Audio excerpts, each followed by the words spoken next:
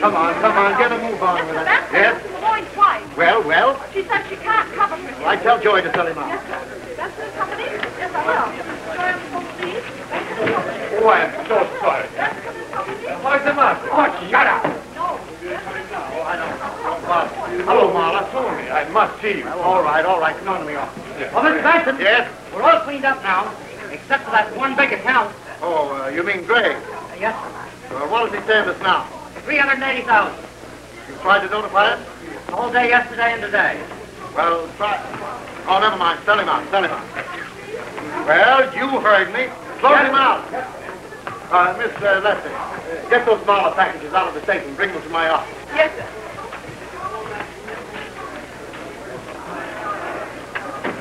Well, I tell you, it is most necessary I get the package. All right, in a minute. Miss Lester. Oh, thank you. Well, here they are, and your note to me, too. Pay the note, and you get back the bill. The note's due tomorrow. Well, I cannot pay. Oh, then you don't get this or this, since you can't pay the note. Oh, Tony, are you not my friend? Sure. If I weren't, you wouldn't forge my name to this check, would you? Oh, Yes? All right, tell her I'll see her in a minute. Well, I must have that package. Try and get it. Well, if you don't give it to me, Now, listen, you won't do anything. Who do you think I am, one of your faded widows? And I'm not very afraid of male lapdogs. Well, interesting. Hearing men fight over something besides me for a change. Miss Delroy, Mr. Marlowe. Hello, Delphi. Hello, Fanny. He knows you, too? What are you all at Twitter about, anyway? You, borrowed these from your meal ticket, didn't you? And she's in Paris, isn't she? Well, you better pay me somehow and return it before she gets back, hadn't you? Yes? What did he mean, your meal Paris? Where did you think I picked what I gave you? From the tree? Mrs. Banning is? Who? Tell her I'll see her in a minute. Well, old boy, your meal ticket's back. Perhaps she brought you a Parisian dog biscuit. Oh. What is this? What's that dowager's delight got that I haven't? When you're a big boy, maybe I'll tell you. Yes? Well, let me tell you something. Dog. We sold you out of the market this morning. You haven't got a dime. You didn't. Yes, but dear, my own, why didn't you cable me you were coming? My dear Dolly, I did cable. You just must have been out. Oh, I was hunting in the mountains, and I was dying for you to come back to me. But what did you come here for, Paul? Do not tell me you were lost in the market. My dear boy, I don't know. I only heard of his crash when I arrived this morning. I've been nearly frantic. But of course, Tony Benson would carry me. Oh, there. Where is Tony? Oh, wait. Tony Benson, you're a cold smell, aren't you? No wonder I can't go for you. You could have given me another day to cover. You didn't answer one of our margin calls. Oh, I was going to bring you my pearls, but... Say, what's in that box? Now. Oh, Tony, darling, I simply must know what's happened to my account. You carried me, of course. No, you were a little overweight. Tony? Oh, Mr. Gray, excuse me. We tried to get in touch with you. I've been out of town. I was going to mail these to you. You see, you were the last account we had that wasn't covered, so, I understand. Mr. Gray, would you mind waiting in the waiting room? There's someone in Mr. Benson's office. Yeah, all right. Yes, I sold you out. All of you. All except Adolf, who wasn't even in. No, it's something else your dear Adolf owes me for. Not the market. Yes, and I'm going to... Never mind. Oh, you're busy, Tony. No, come in, Harry. The storm seems to be arriving. It looks as if one has already arrived. I'll come back when you're alone. All right, Harry. I have nothing more to say. You are not a gentleman, Mr. Benson. You're a... I know. I'm a smell. Well, is it my fault that you're on the high seas when the market breaks? I've a good mind to... You won't do anything. Marla said he would, but he won't. None of you will. Oh, I suppose if you could, I'd be a corpse by now. Well, you were called on for margins, weren't you? You wanted to have your cake and eat it too. Easy money, quick profit. Well, you gambled and you lost. Yes, you lost. Mr. Benson. You lost, I tell you. Dolly, dear, haven't you anything to say to this person? The way he's talking. With what I've got on him, oh, go on. Get out of here, all of you. Go on. Go on, get out. Leave me alone. I'm all in. Hello, Miss Lester. Get my chauffeur at the garage. Tell him to meet me at the club at 6 o'clock, yes. I'm going to spend the night at my place up the river, and I don't want to be disturbed. All right. Yes, come in, Even the heavens seem to be crashing. Say, Harry, why don't you spend the night with me at my place up the river? It's not a bad idea. We can meet at the club at 6 o'clock and have a steam and a rub down before we go. I'm nervous. Well, I don't blame you. After that gang that was just in here.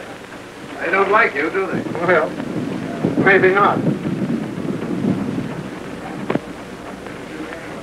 You know, Harry, I'm sorry I had to send you out.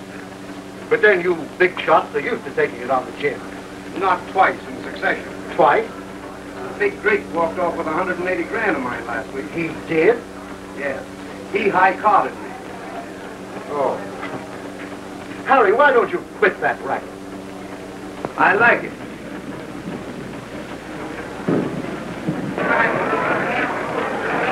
Harry, you're not sore at me, are you? I haven't made up my mind yet.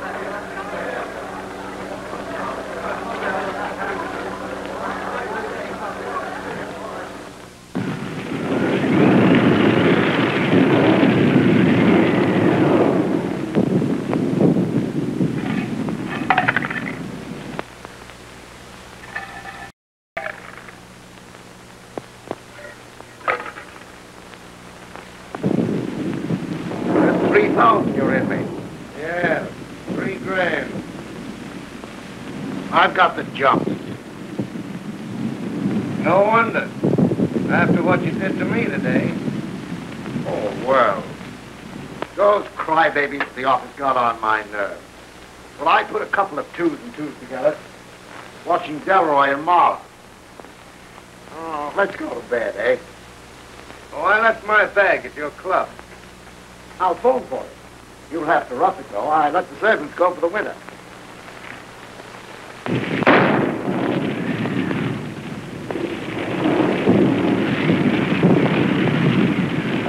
What was that? Backfire, I guess. Oh, Markham's car, maybe. Whose? Markham, the district attorney. You know him, don't you? We've had a couple of talks. What's he doing here? He's got a place next to mine. He's up here resting for the campaign.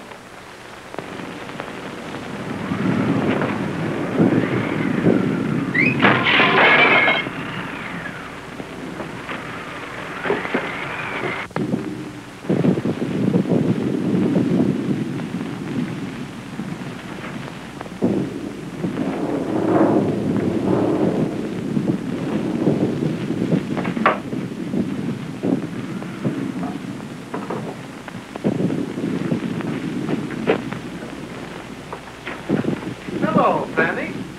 Adding a little burglary to your other accomplishments, eh? I want that jewel case Marla gave you. Oh, so he borrowed him from you and not Paula Banning, eh? Well, what do you think of that fella?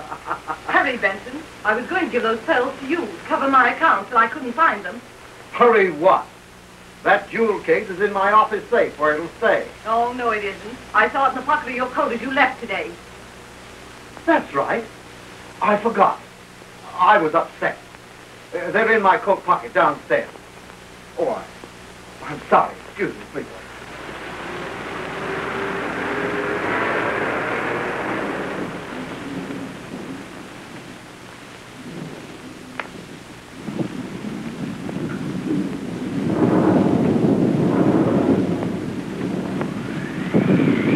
Don't move.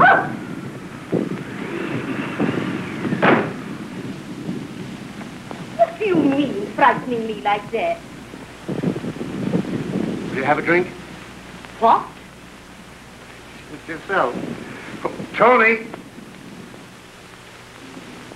Who's that? It's Gray. I'll get rid of it now.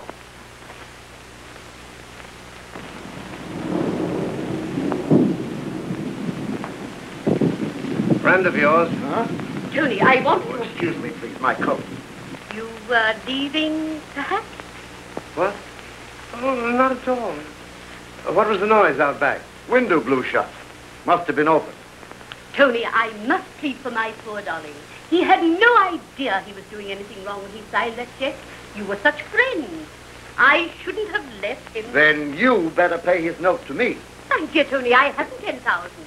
I tell you I've lost everything, and the banks won't advance me another cent. What are you doing here?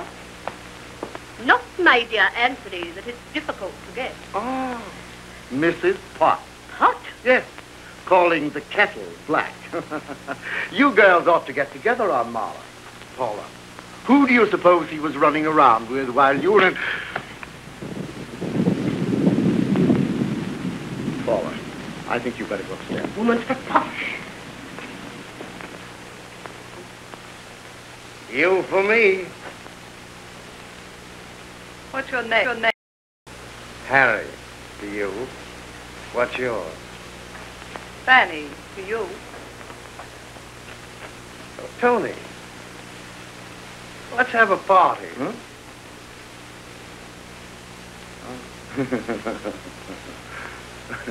Are you going to give me that case? No. I would. Now, look here. Say, what is this? What's going on here, anyway? Have you got a flashlight? Yes, there's one over here. Come on. Here it is. Here, I'll go.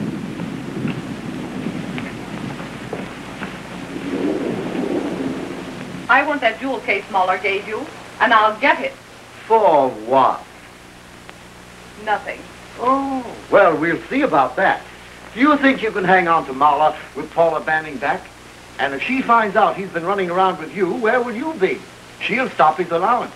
You know, he hasn't told her about your pearls. I'll take care of that. Yeah? Well, you take care of his note somehow if you want this. Say, why all this frenzy about a few pearls? There were plenty more where these came from, aren't there? What about this, anyway? I have to sell them. You sold me out, didn't you? Oh, well, let's have a look.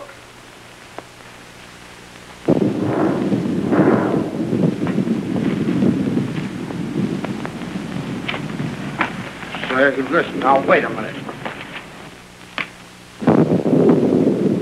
Oh. Salim. I'm glad you are here. Tony might have misconstrued my arriving this way had you been alone. Well, he's certainly got plenty of company now. Hey, what are you people trying to do anyway? Remove this guy? Oh, no, no. Well, let's go upstairs. Yes,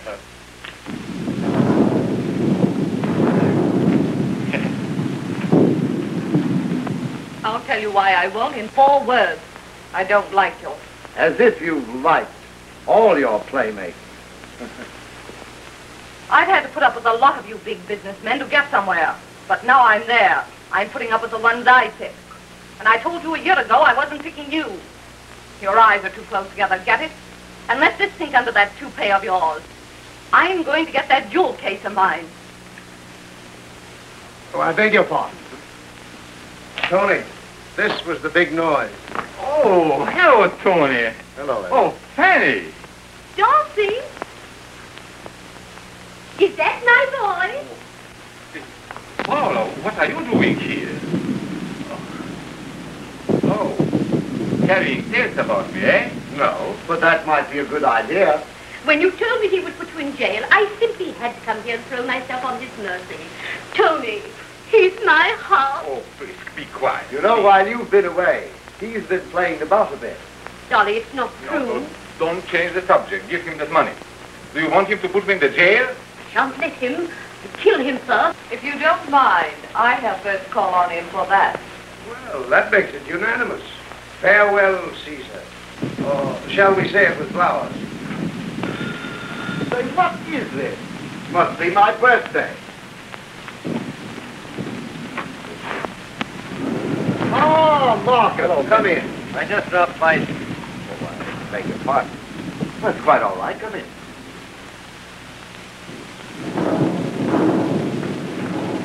Ah, thunder and lightning. Enter the villain. How are you, Mr. District Attorney? Hello, Gray. Miss Delroy, Mr. Marcus. And Mr. Marla. Excuse me. You'll have to put me up for the night. I punctured a tire. Plenty of room. Thanks. Gray, you must be behaving yourself. The newspapers haven't accused you of anything for months. I can't imagine what you're talking about. No. There's a Benson. I want to talk to you about the market upset. I suppose there'll be some trouble, and I think you can give me the advice I need. Let me take your call. No, thank you. I have a friend waiting up. Oh, by the way, Gray, he'd like to meet you. You mind if I bring him in? Not at all. Thanks.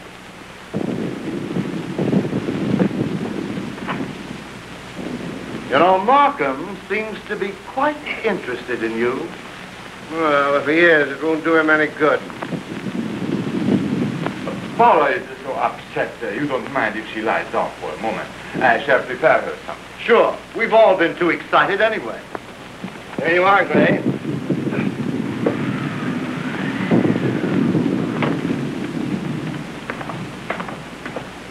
Philo Vance.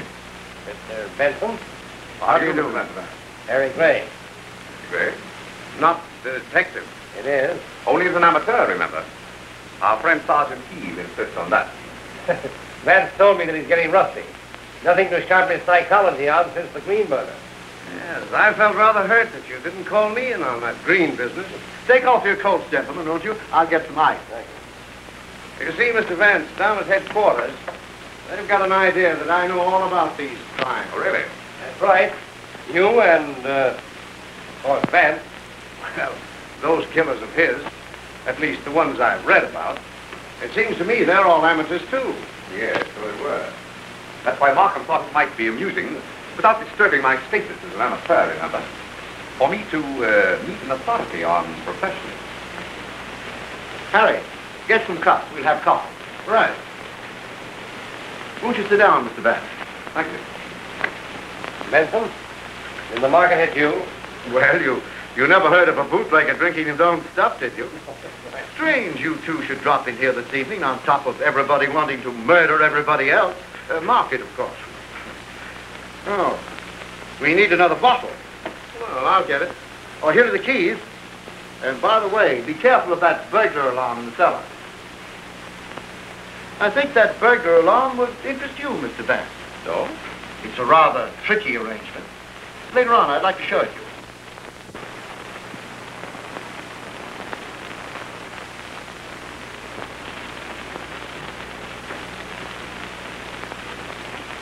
It's not in his room. Must be still in his pocket. I'll get it. I'll make him give it to me. Quiet, be quiet. Coffee will be ready soon. Darling, why can't you get money?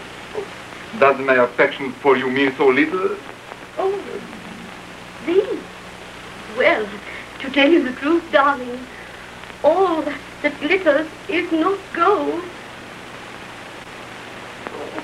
Oh, my boy. Oh, my boy. But he'll put me in the jail. Never. I tell you, yes, he hates me. Because of the Delaware woman. Well, all I did was look at her. Can I help if she loves me? But I am true only to you, my star, only to you. But this Benson, who calls himself our friend, he is jealous of me. So, you will lose me for the jail. I'll hate him. We'll both hate him. Oh, my boy. Oh, my boy. The most important thing is not to get that envelope, the check, the note. Oh, you jelly. That's how they kill in books, Mr. Vance. But the way it's really done is quite different. I see. Then your thought is that if I had matched wits with a professional, I might not have been so lucky. Is that it? That's it. No thanks. Oh, I'll get you some coffee in a minute, Mr. Markham. Well, I've had this bottle in my cellar for years, Markham. Before Prohibition. Naturally. Oh, if you'll excuse me, I'll see what the ladies are doing. It's very interesting to get your point of view, Mr. Vance. Just how would you stack your cards against a professional? Well, it's my theory, Mr. Gray, that the only infallible method of determining human guilt is by analyzing the psychological factors of the crime and then applying them to the individual. The point is, in these cases of yours, Vance, the gun, that's newspaper slang for killer, Mark. Thanks. What I mean to say is that these killers you've nabbed always used a lot of trick stuff, a lot of props. The professionals don't. Well, from what I hear, they bang 'em neat and leave 'em where they lay. Exactly. That's one of the reasons they're so seldom caught. In other jurisdictions, I mean. You mean to tell me that you'd ignore all tangible evidence of the crime? Not ignore it, no, but neither would I accept it for gospel on its face value. Well, I'll make that coffee.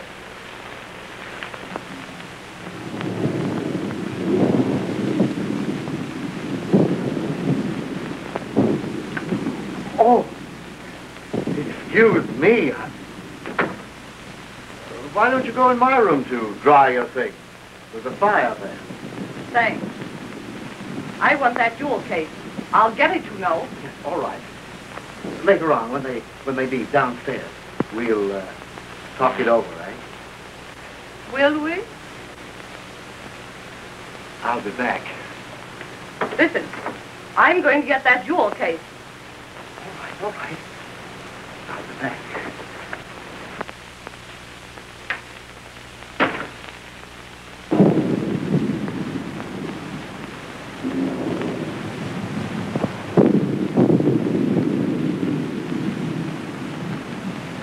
Juries have to depend on circumstantial evidence, Markham. They can't understand any other kind.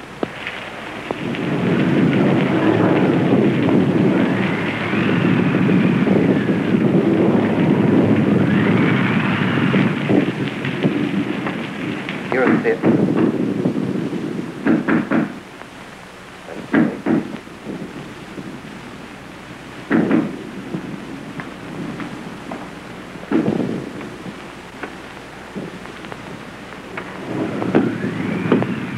Well? Is Mr. Gray here? He's in the kitchen. Oh. This is his bag. Will you see that he gets it, please? Certainly.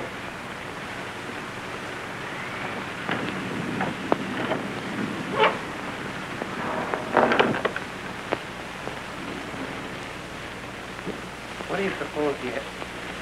Oh, this came for you. My bag.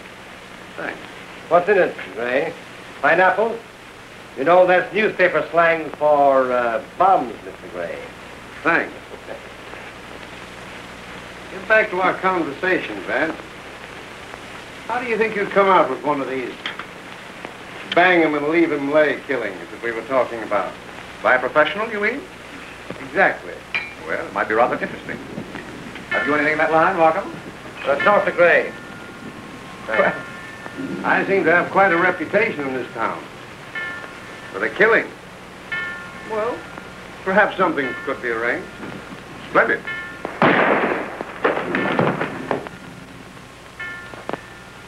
Benson.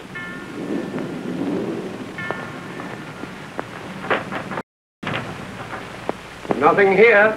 He's dead.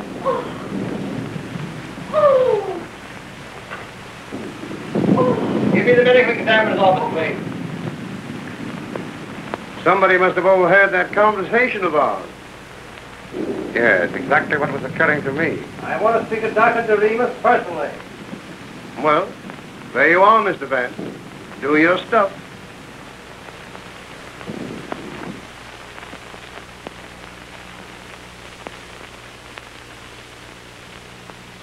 Well, that's that. Yeah. The dawn coming up like thunder across the Hudson outside the lodge disclosed the cold body being kept warm by a steamer run. Hurry up with that phone and give me a match. The first to arrive on the scene was the brains of the homicide squad. Sergeant E. for Edward. Ernest. Sergeant Edward Heath. Or, as I nicknamed him in one of my more brilliant moments, Edward Sleuth. So as everybody would know he was a detective. I'll can that stuff. Now listen. Whenever I've got anything to give you, Scribe, I'll tell you. Yeah? Who's going to tell you?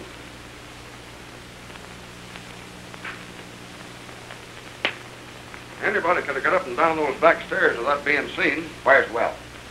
Up going over the bedroom. I tended to that. You get outside and look around the grounds. All right. Say, what's ailing you? I got sold out in the stock market. No. Yeah, I lost $90. Wiped out. Well, by the way, Mr. Markham phoned. Mr. Vance would be here right away. Oh, yeah? Well, I'll try and arrange it so that I'll be just gone when time he gets here. Oh, well. How do you spell clue? What difference it make? There ain't any. Oh, I wouldn't say that, Sergeant. Oh. Good morning, Sergeant. Why, hello, Mr. Vance. No go, Sam. I'm afraid the blue in that is going to clash. Take that phone in the hall, Welch. Blue, Sergeant, is a very tricky color. You know, in spite of its commonness, it's quite difficult. But that's anomalous, of course. Oh, so it is, Mr. Vance, you know, pardon my obscurity, but sometimes I don't quite follow you. Really, Sergeant? No, now, a while ago there, I said there wasn't any clues. And you said that you wouldn't say that. Well, I wouldn't. Really. That was the Times calling. They want to know if you... You tell the Times that when they get my name right, they might get a story. You see, Sergeant, I decided to spend the night here in meditation. So I phoned Sam to bring out my things, and I meditated. Any luck? I've been studying that little derringer that was found at the top of the stairs there last night. It's rather unique. Yes, ain't it? And, of course, the lady's handbag, which you no doubt found in Benson's room there. Yes, I got that right here. Cherchez la femme, eh, Sergeant? Oui. But I was told to come by telephone. I was to ask for Mr. Vance. Say, did you get that? Well, you go inside. Say, is Philo Vance on this one? I don't know. Is he inside? I wished I knew. Hey, come on. Well, I've been here since 6 a.m. Vance is here. He's a Santa Claus. He must have come down the chimney. So one of those two dames owns this bag. Well? Mr. Vance? Oh, yes, come in. You know, Sergeant, when Albert here popped in last night, Markham thought that he was Gray's man. Great. Oh, no, sir. As I explained to Mr. Vance when he called me up this morning, Mr. Benson was my employer. He telephoned me last night to bring Mr. Gray's bag from the club. What's your name? Albert Brecker. The medical examiner's here. Show him up. And you stick around. Thank you, sir. Well, another dizzy dame to do some jury vamping, I suppose. Sergeant, whether any woman was in this room with Benson immediately prior to the murder. That's what I wanted Albert for, to verify. Good morning, Sergeant. All right, now. Bless my soul, Mr. Vance. Why, I haven't seen you since we laid the Green family to rest. Right. There was a lovely murder case for you, Sergeant. Bless my soul, yes. I was there. Well, hop at the body, Doc. Certainly. Have one of your men give me a hand, please. Surely. Oh, I'm sorry I wasn't here last night. Wedding anniversary. My wife and I always celebrate. Went to a hockey match. How's the election coming? Fair. Good. Mr. Benson kept his toupee beautifully, didn't he? He was a bit touchy about himself, if I do say. Vain, you mean? Yes, sir. Well, what guy with a list of phone numbers he had wouldn't be? Elementary, my dear Albert. Elementary. Sergeant, you've been reading Sherlock Holmes. Quite right, my dear Watson. Quite right. Oh, well. Take care of these, will you? This was Mr. Benson's favorite toupee, sir. Fancy. Oh, no, sir. I once worked for a gentleman that had 7. One for every day in the week to correspond to the natural growth of his hair. Albert, do you think that Mr. Benson would have appeared before a lady in whom he was interested without his toupee? Oh, no, sir. He would rather have died. Well, he got his wish. The doc said he was shot at about 6 feet, and no powder marks. Well, suicide's out. Unless Benson was an acrobat. If you don't mind, sir. Of course. Thank you, Albert. I'll see you later. Thank you, sir.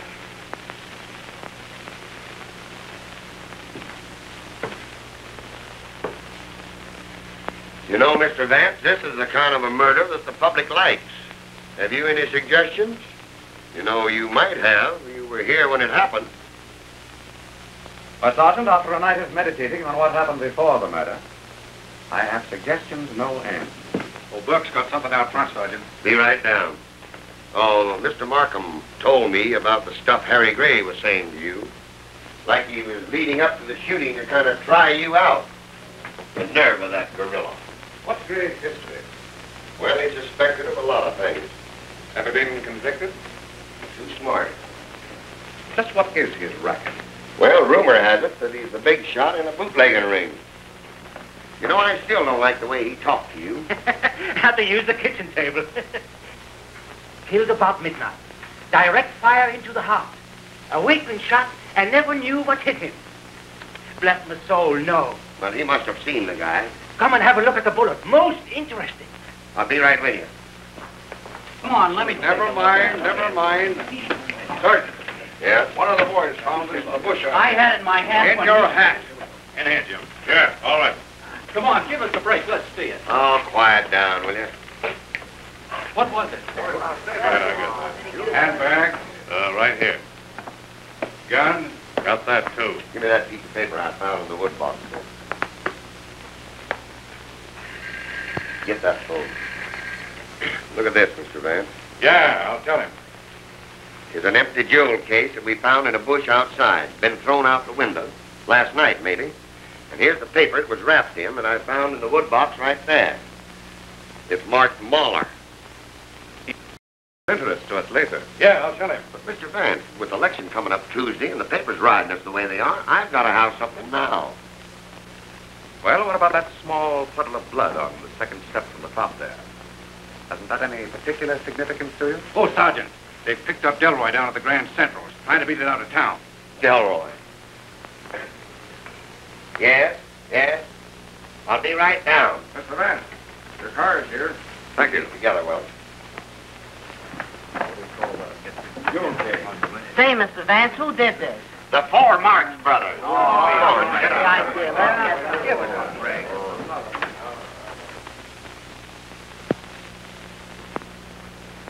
Oh, hello, Vance. Good morning, Mr. Gray. Anything new? Well, you called my hand last night. Still stuck. Afraid I took up that challenge of yours to solve a murder by a professional too soon. This was no professional job. Oh, Albert, that door. Thank you. Everybody there, including me, threatened to kill Benson. They were all saw at that financial genius. What's the matter? Albert, get that door.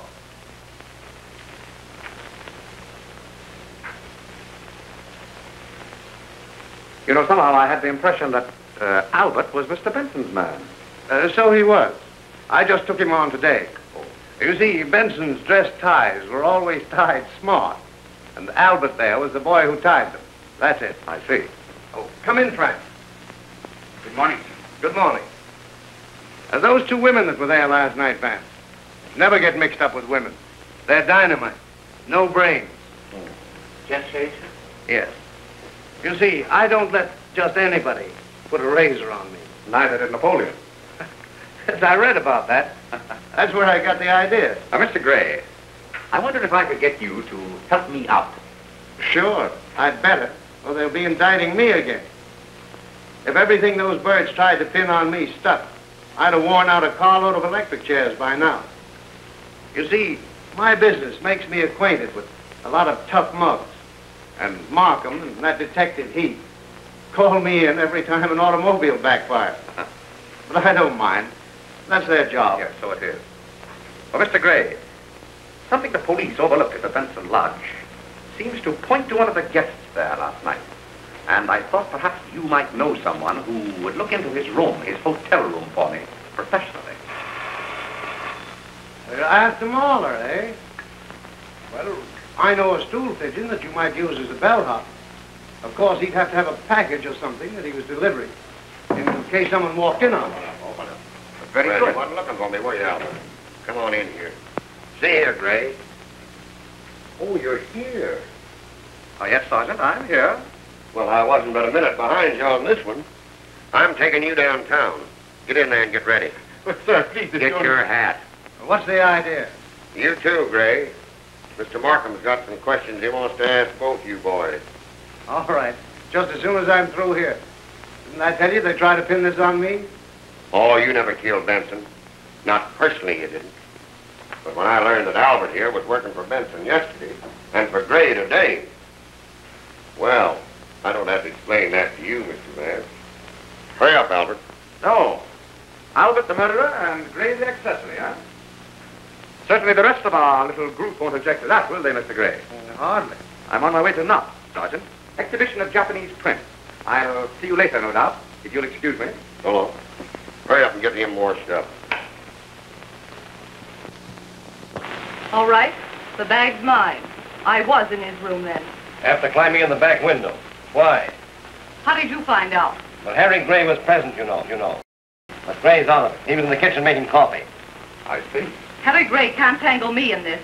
Why did you try to leave town? Find out, if you can. Don't be so picturesque. I'm not a jury. Oh, you're a fool if you think I... Why did you go to that house? To talk to Benson about my account. He sold me out. We quarreled. Then you needed money. No. Did you, ever see that before? No. Benson was interested in you. Suppose we say that he attacked you. Well? If you'll excuse me, your reputation is well known. The Wertheim suicide 2 years ago. The case of... Never mind that. I've liked men in my time. They've liked me. What of it? I didn't like Tony Benson, but I didn't kill him.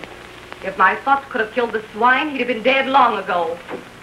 The rest of them are in the reception room there. Wait, please. Sergeant? Yes, Chief? Get Mahler and Mrs. Banning in. Yes, and you want that ballad of Gray's, too, when I'm through with him. You know, Chief, there's something funny about... Never mind that now, Sergeant. Delroy seemed upset. I don't wonder. You barked at her. You shouldn't bark at the ladies, old man. Oh, I'm busy. This is not the only case in New York, and you're not helping me any. You're more flippant than usual today. Well, this was a particularly flippant murder, Markham. And if you go on trusting clues like those, you will be busier still. Have you a clue? I have instructed my lawyer. Sit down. I can't conceive who would want good old Tony out of the way. Well, we were just planning our fall hunting trip for this month. Oh, you hunt, Mr. Mahler? Be quiet, Dolly. You keep out of this. You will have both of What's us... that? Oh, I love to hunt. I love to hunt. I was with the Sir Edward Davis. Never mind all that. This envelope with your name on it was found in Benson's desk. It contains 3 very interesting documents. Then it was useless. He didn't have it with him. What was you Please, Paul. The first is a canceled check of Benson's made out to Adolf Mahler for $10,000. Oh, The second is a confession signed by you admitting this check to be a forgery. And the third is a note for $10,000 made out to Anthony Benson, signed by Adolf Mahler. yes. Oh, I should have mentioned those things before. You know, my financial arrangements were not all one could desire. I shouldn't have left you. Unfortunately, to protect Madame Starks, Mr. Benson requires $10,000. Oh, and so you forged his name. Oh, you mean it would have been a forgery if he had made a complaint? Well, it's a cinch he can't make one now. It's a forgery just the same, Sergeant, but I'll take that up later. He forges Benson's name, pays him back with his own money. Marvelous. Well, I explained it to dear old Tony at once, of course, and offered him this note. Which falls due today. Yes, and... You mean to tell me that Benson accepted your note without security? Oh, well, naturally. Yeah, well, what was wrapped in this piece of paper, which was found in the wood box with your name on it? And, Tony gave me a party for my birthday and presented me with a gold pencil. I have it You didn't tell me it was your birthday. Please, Paula, be quiet. You will get me in the electric chair. But, darling, You will come with me. This is the security that you gave Benson for that note? Oh, so Miss Darrow told you. Who? Those birds are Miss Darrow's, and she threatened to kill Benson herself. Elroy? Yes, she's a snake, that woman. I'm through. I'm finished with her. No, you are the wolf to me again, darling. You think I would accompany you through your sordid affairs? Oh, Weasley, Miss Darrow loaned me her purse. What a lovely liar. He bought them for me one day and stole them the next. So, Adolf, that's what became of the money I sent you to cover my margins. No wonder you forged that check. Why, you were Doing sneaking into Benson's house last night, both of you. Why did you quarrel with him? I wanted to get back that confession of forgery. He threatened to put Adolf in jail. Mr. Markham, Adolf's all I have now, except the money that makes him love me. You threatened to kill Benson yourself, didn't you? Yes. Well, who didn't? Mr. Markham, may I have that jewel case? Mr. Gray is here, sir. Oh, send him in. Miss Delroy in the other room. Sergeant? In here, please.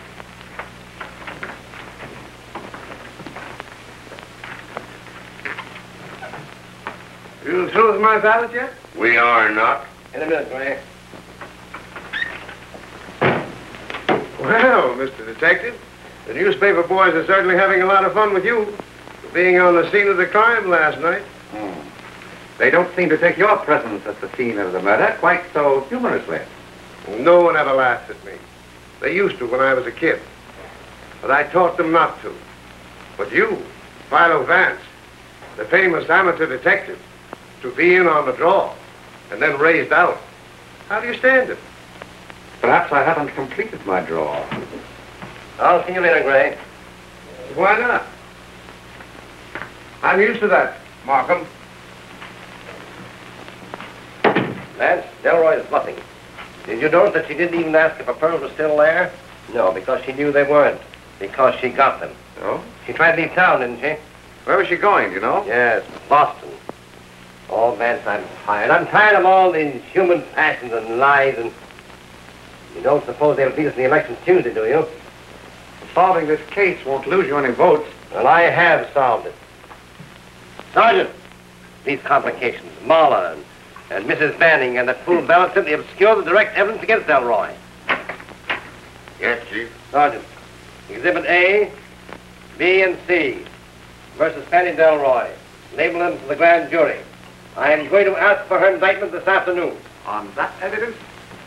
Vance, I may not know Japanese art, but I am still District Attorney of New York. Defense counsel in the McGuire case, sir. You'll have to wait. Are they to be detained here? Sergeant, Yes, turn sir. Miss Delroy over to the custody of a matron. Yes, sir. Have Miss O'Brien over at Chief's office right away. Yeah. Don't make a mistake, old man. You can't afford to. If you'll show me where What I'd like to show you are some bits of stringy fuzz across the front of Benson's waistcoat. You have that waistcoat, of course. It's in the medical examiner's office. What's that got to do with it? Have I ever let you down? Well, no. Well, suppose we take a look at that waistcoat, then. All right.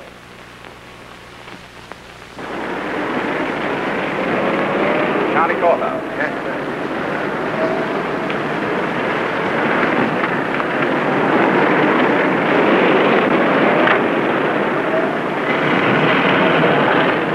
Vance, this looks like a wild goose chase to me. Suppose you turn east at the next corner. Oh! I'm shot, Vance. Stop the car. No, my apartment, quick!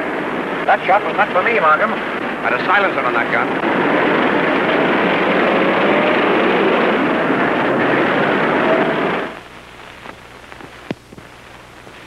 What makes you think the bullet was meant for you? Something I said in your office. I must have been overheard. By whom? All the possibilities were there, weren't they? Well, I still think it's Delroy. But Markham, do women kill merely to recover a string of pearls? Well, suppose Benson had forced his attention on her. Suppose that he attempted to... Can you imagine Benson, with his vanity, attempting anything without his toupee? I've got it. What do you mean? Albert. The minute you told me that Albert brought that handbag out to Gray that night, Gray simply went out there to spend the night with Benson, who was nervous. well, he picked a swell chaperone. Yeah, Gray forgot and left his bag in Benson's room at the club. Benson phoned and Albert brought it out, that's all. And where did Albert go after that? He claimed that he took the train back to town. That's no alibi. Why, he only started working for Benson 6 weeks ago. And when I photographed him, he nearly threw a fit. You know, Markham, because Albert refuses to tell the police the history of his life, Sergeant insists that he's a gunman in disguise. Well, he's a foreigner. Well, my case against Delroy. So, Sergeant, you tell Smithers to prepare the indictment. Yes, sir. Now, just a moment. I'm not going to let you make fools of yourselves. Markham, until tomorrow night, let me handle this in my own way. Now, if you don't, on the day after tomorrow, the morning papers and I, not you, will have solved the murder of Anthony Benson. And that's election day. You stopped me last night from proceeding what I saw fit. And I got a bullet in my arm. Delroy had the real motive. Oh, motive. Drop a nickel in the slot and get a motive. Everybody has some motive for murdering somebody. Yeah, be careful somebody doesn't murder you. No, nobody's going to get him, Chief. I'll watch over you, Mr. Vance. Thank you, Sergeant. Oh, tell me, did that firearms expert of yours say when he would know about those bullets? Sometime today. I'll see him. And if you don't mind, Markham, I'd like to have Miss Delroy's jewel case brought to me here this afternoon. Right. Then I want a policewoman. A policewoman? Yes. Say, I can handle anything in this case. Well, very good, Sergeant. This is a little job of chambermaiding in a hotel. Oh. Hmm.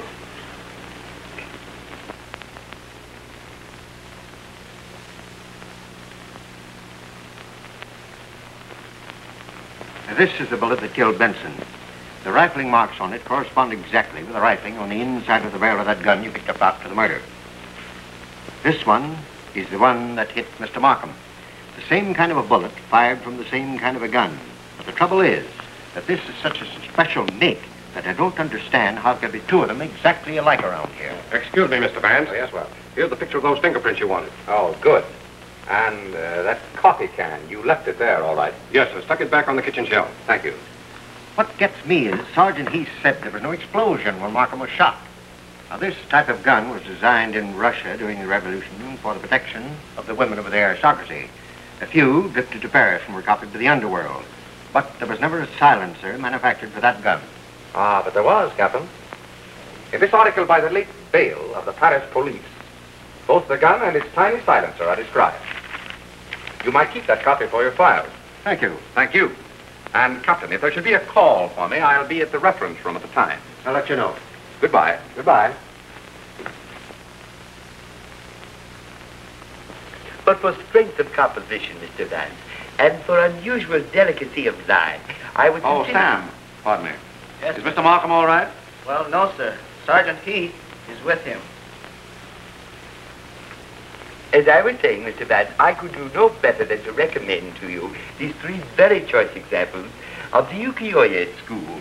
Now, these, Mr. Vance, are a rare opportunity. If you don't take advantage of it, sir, I assure you you'll regret it to your... Hey, who are you? Who am I? Who are you? Oh, pardon me, Sergeant. This is my print dealer. He's not dangerous. Oh. If you would step aside, please. Mr. Vance, these three. I better take that door, Mr. Vance. You know, we can't be too careful today. All right, Sergeant. Oh, by the way, you haven't forgotten that jewel case, have you? Right here. Thank you. Of course, Mr. Vance, I don't want to force these upon you. I have in the portfolio something that might interest you still more. If I can only find it here, it was something I was particularly anxious to bring to your attention. Ah, yes, here we have it. These three from the Wright collection. Tokubai, Naranobi, and Hiroshige again. You refer to, you know, as the three Hiroshige. Oh, Bert, did you get it? Yes, sir. All the sacks were tied up with cord like that, except one. And that one? Well, somebody must have cut it off, like you said.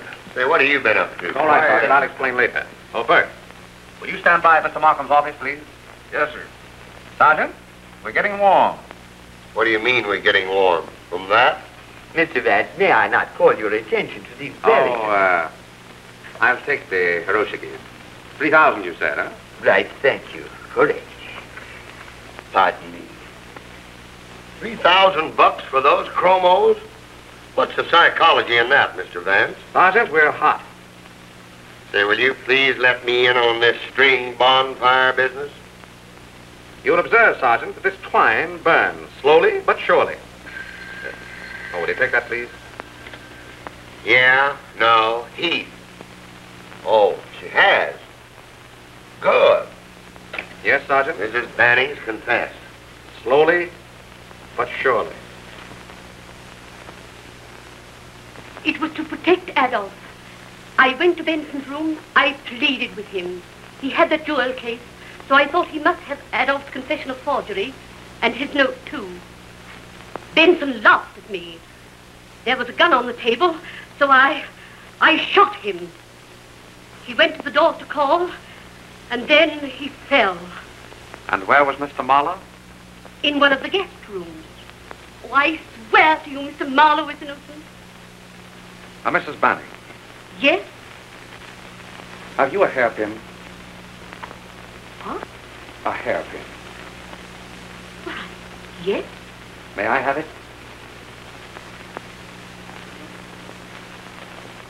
Thank you. Sergeant Heath's on the wire, Mr. Vance. Is there anyone in the reception room? No, sir. I'll take it there.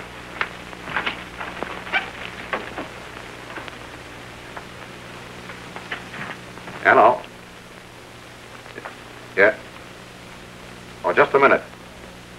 And what are you doing up? You think I can lie around your apartment with the newspapers panning me about this Benson crime? Where's Sergeant Heath? I can't find him anywhere. I have him on the wire. He's doing something for me. Oh. Also for you. Oh. Yes, Sergeant. Yes. All right. Arrange it for 6 sharp. And you'd better set that clock out there and your watch with mine. I make it just 4:33. Right. Mr. Vance, if you're through with me, well, I haven't had any lunch yet, and... Oh, I'm terribly sorry, Bert. Suppose you eat first, and then pick up that policewoman who's chambermaiding for us at that hotel, will you? All right. Good. What do you think of her confession? Well, more a confession of love than a confession of guilt, don't you think? You mean that she's trying to protect Paula? What else? Sorry. Mr. Gray is here, sir. Send him in. How do you do? Oh, hello. How are you, Gray? Hey, when are you going to play that hand you've been bragging about? Tonight. Would you like to sit in on the game? Table stakes? Anything you say. Oh, you say. This'll be your party. I don't think so. Markham, I'd like to have all our little group at Benson's Lodge in 1 hour. And suppose we take along a photograph of Adolf Mahler's fingerprint.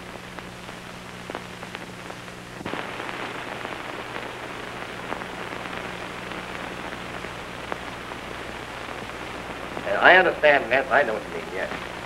Marla, you mean to tell me that you were just sitting up there alone when the gun went off? How do you know it was? This is going to be an interesting hand. Well, What I said was that I was not with Mrs. Benson. I don't want to know where you were not. I want to know where you were. I am a gentleman. Oh, Miss Delroy? Yes? He was with me.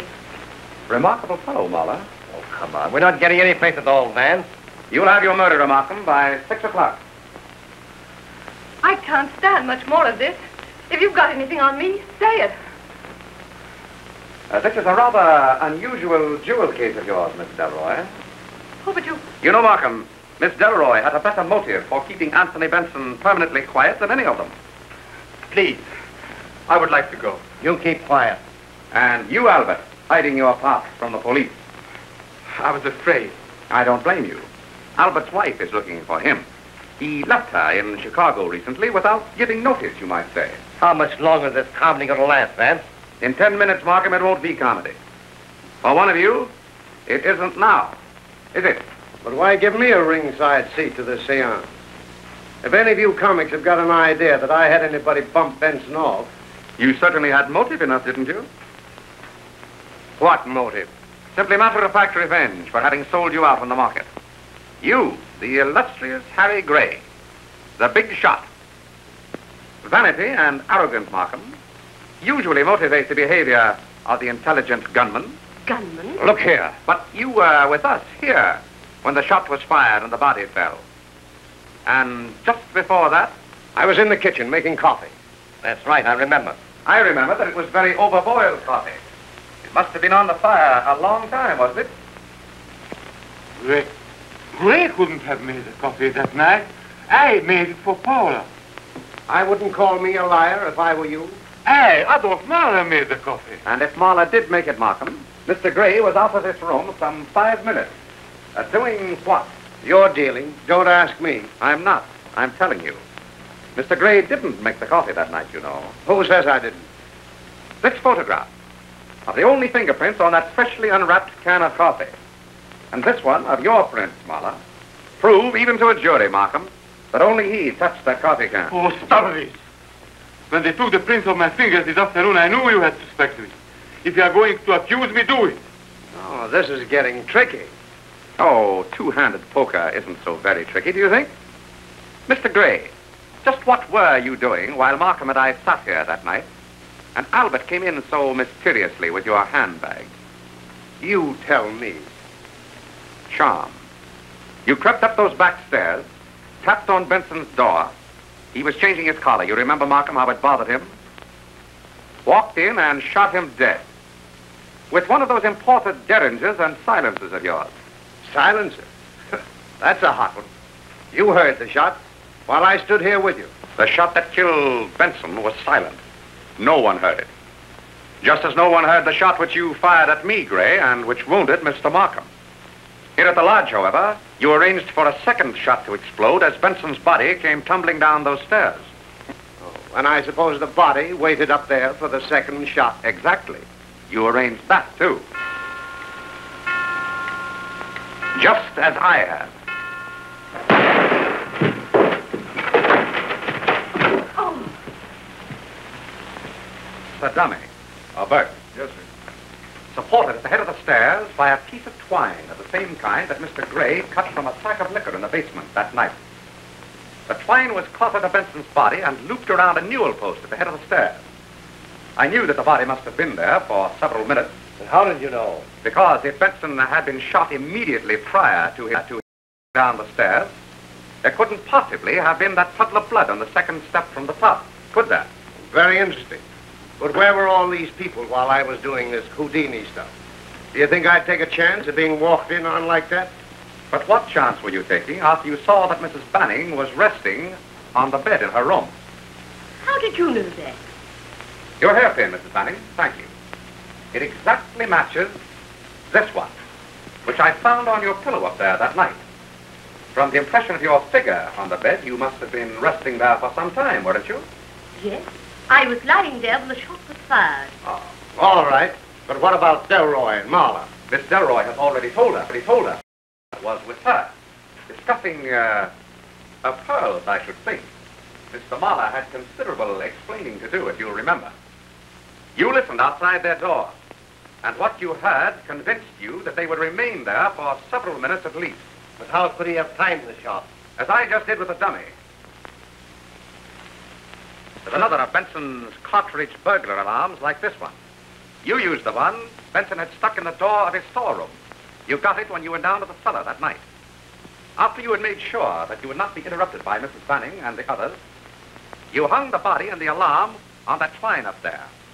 Then you set fire to a loose end of the twine so that when the flame reached the nut, the twine broke, the body fell, and the alarm dropped to the floor where it exploded like this. You were first upstairs after the body fell.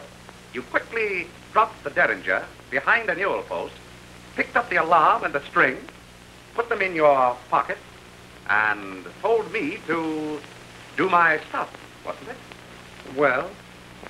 He meant to kill Benson, you see, but surrounding it with the props he did was simply camouflage, I suppose, to befuddle the amateur. You're going to have the time of your sweet life trying to hang this on me. The policewoman I used as a chambermaid in your hotel has already hung it on you. She found Miss Delroy's pearl, which you stole that night after the shooting to divert suspicion. Anything else? Oh, yes. The coat you wore, Mr. Gray. It seems that bits of fuzz from the twine you used were on Benson's waistcoat. Also, on the inside of his pocket. The same pocket from which I saw you withdrawing your hand as I followed you up the stairs. You know that isn't enough. Do you think any jury would go for that? Well, if not, I know they'll go for this. The clever little silencer that fits your clever little gun. Another trophy from your room, Mr. Gray, also contributed by our policewoman. Is that enough? All right. You outsmarted me, Vance. I'm game. Hey, look out, he's got a gun. Fire! Stop it, Gray.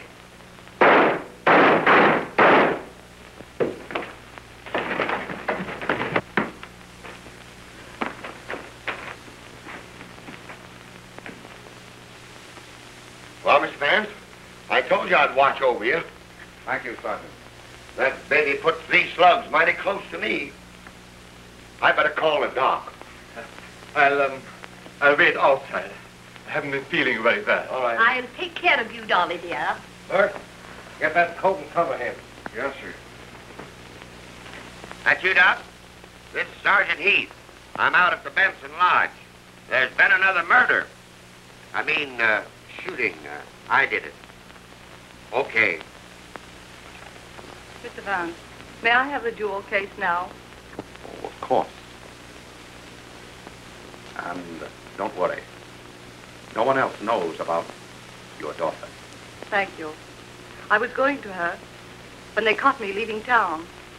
If Benson had found this, he would have held it over me, threatened to tell my little... But I am. Thank you, Mr. Vance, for not telling them about her.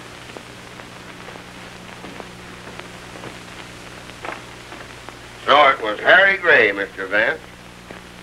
Well, it didn't surprise me any.